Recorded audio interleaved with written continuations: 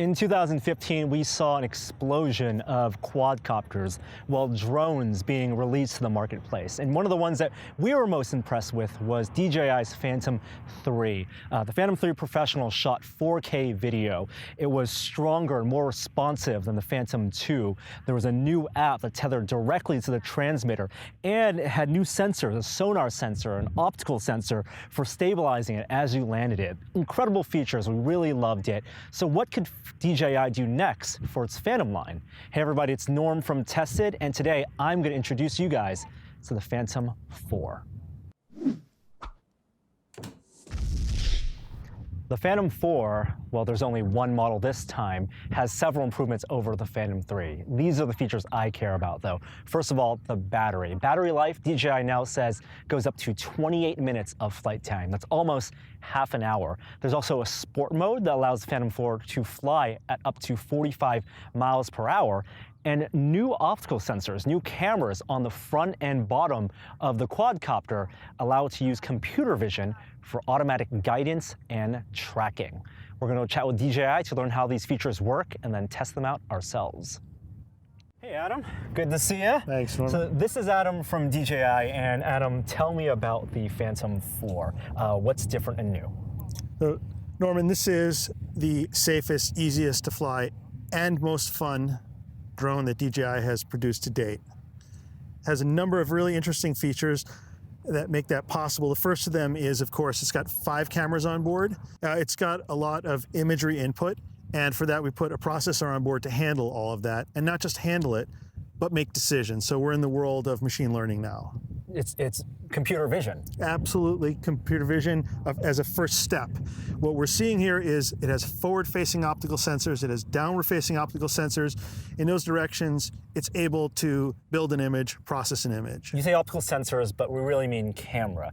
Like, I remember the Phantom 3 took some features from the Inspire 1, for example, the optical flow. There's one camera on the bottom, there's also sonar, that let it land by itself. Now you're putting 2 cameras on the bottom, 2 cameras in the front, so you have stereo vision, and then a processor in here. What does the processor do with that information? The processor is very interesting. So the first thing that I need to tell you about is obstacle avoidance. This is a craft that even with full stick forward, if you're pointed at an obstacle in front of it, it's got 60-degree range, 30-degree range. If it sees the obstacle in front of it, full stick forward, it won't fly into it. It will just stop. It's kind of like a parking sensor for your car, where it tells you, based on how fast you're flying, it knows that something's going to be 6 meters, 5 meters, 2 meters, and then those transmitters start beeping and you won't be able to go forward? That's right. It'll just stay in a hover safely right in front of it. Huh. Now you said 60 degrees field of view and 30 degrees of vertical field of view. What happens if there are obstacles outside of that? And what are the limitations of the obstacles it can see? Trees? So it's very similar to a human being. We have a field of view, and within that field of view, we're pretty good at dodging or going over, around, under whatever an obstacle. If this craft can see something in that field of view, it will make a smart decision about it most of the time. We don't have sensors and eyes on the top of our head, so we might bump our head into something, and that is a possibility. But generally speaking, if you're flying this craft straight forward, it will see what's in front of it and make a smart decision to avoid it. Human beings also don't run backward or do figure eights and elevate like quadcopters do. So that's maybe something for down the road. But right now, if you're flying forward, 60 degrees, 30 degrees, and it can, at full speed, it'll be able to stop? At full speed, it will slow and then come to a hover right in front of it. The distance is effective out to about 15 meters. Now, there's a difference between normal mode and sport mode. This kind of avoidance system works in the normal mode, which I think compared to the Phantom 3, it's a little bit slower, but if you want to max out the speed up to 45 miles per hour, that's in sport mode. Avoidance, the cameras aren't as effective there, but what can you do in sport mode? Sport mode is for enthusiasts, advanced pilots, people who want to get a taste of drone racing. This is still a big drone for drone racing, but wow, when you see it go, it brings a smile to your face. If you really like to go fast, you're going to get that tilt 45-degree angle, and it just zooms and corners.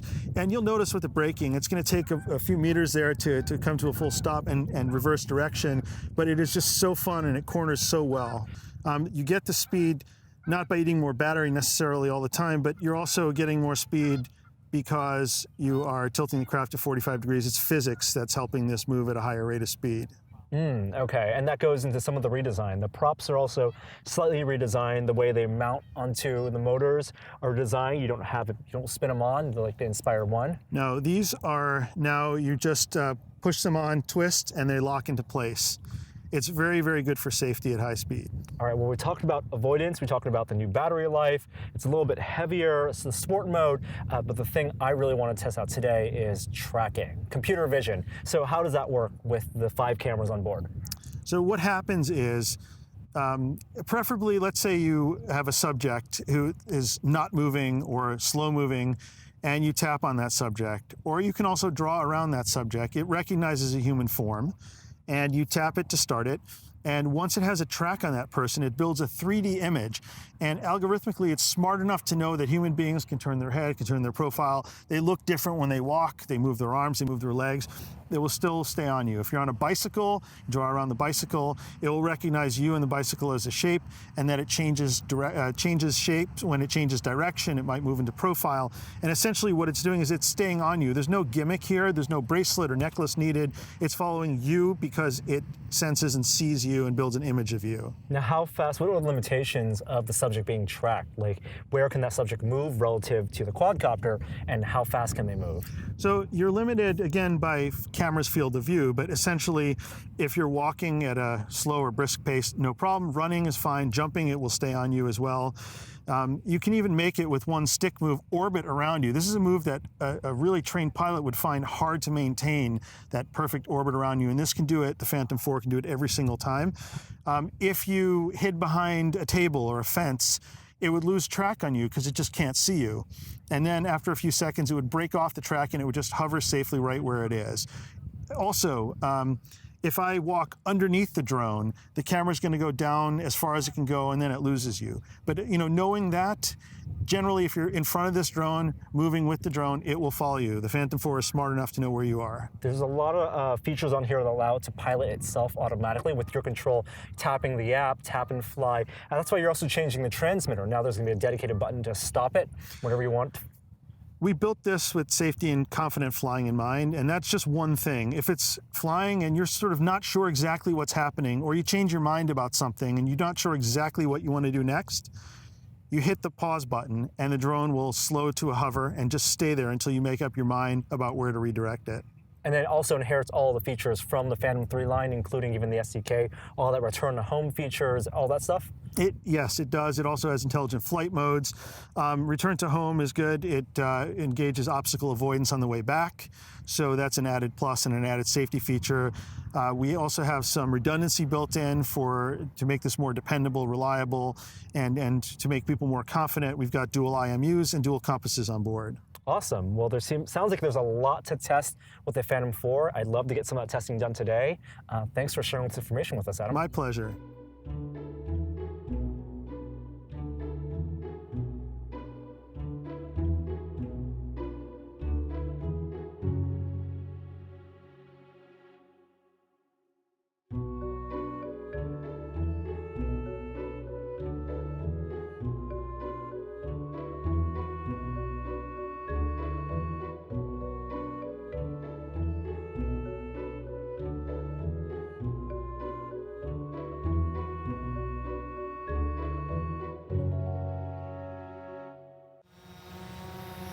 All right, so the Phantom 4 has me in its sights right now, and what we're gonna do on the app is select me so it can track me. Let me know when it's tracked over there.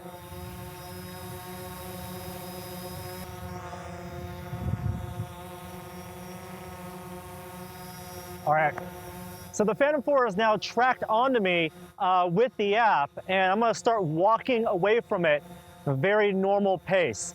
Now I assume, yep, it's walking toward me. If I do a turn here, it's gonna turn. Oh, I think it's lost track of me. There it goes. So if it loses track, reselect me. I get highlighted.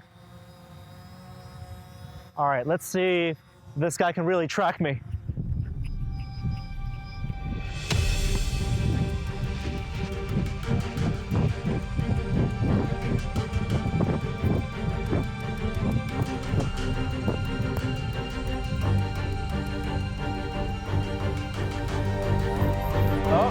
goes. A little too fast. All right, as you can see, that active subject tracking didn't work perfectly, but it did regain tracking. It found me again without the user having to reselect me. And as you can see, the obstacle avoidance system is also at work there, indicating how far I am away from the quadcopter. Now, what's really going to be interesting is for cinematographers to use this to do things like have the quadcopter follow someone and then just using one stick on the transmitter, circling around the subject, or even using the other stick to fly further away or closer and doing these kind of sweeping pans. That's going to be really cool as long as you're doing a precise movement. Another caveat is that as you walk toward light like the sun, the glare from the sun is actually going to be inhibiting the active subject tracking, and you'll be able to see that as I run toward the sun right now. What I'm also going to try to do is activate both the active subject tracking and the obstacle avoidance system. So as I walk between these two flags, you'll see if the quadcopter detects, gets too close, and then it stops. Pretty cool.